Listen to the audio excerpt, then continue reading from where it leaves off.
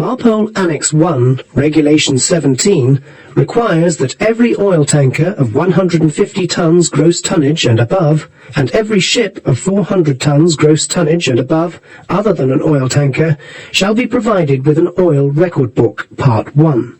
MARPOL Annex 1, Regulation 36, requires that every oil tanker of 150 tons gross tonnage and above shall also be provided with an oil record book, Part 2.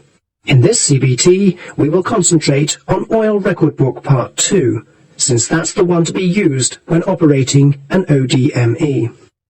The Oil Record Book Part 2 shall be completed on each occasion, on a tank-to-tank basis if appropriate, whenever any of the following operations take place in the ship: loading of oil cargo, internal transfer of oil cargo during voyage, unloading of oil cargo, ballasting of cargo tanks and dedicated clean ballast tanks, cleaning of cargo tanks, including crude oil washing, discharge of ballast except from segregated ballast tanks, discharge of water from slop tanks, closing of all applicable valves or similar devices after slop tank discharge operations, closing of valves necessary for isolation of dedicated clean ballast tanks from cargo and stripping lines after slop tank discharge operations. Disposal of residues. The items to be recorded have been grouped into operational sections, each of which is denoted by a code letter. Click on the text to continue. Quote from the U.S. Coast Guard's Marine Safety Manual, MSM, a guide used by Coast Guard inspectors.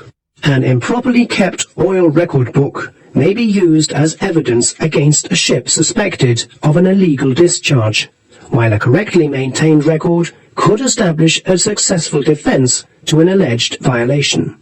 When oil residues are delivered to reception facilities, it is important to obtain a receipt or certificate detailing the quantity and the time and date of the transfer.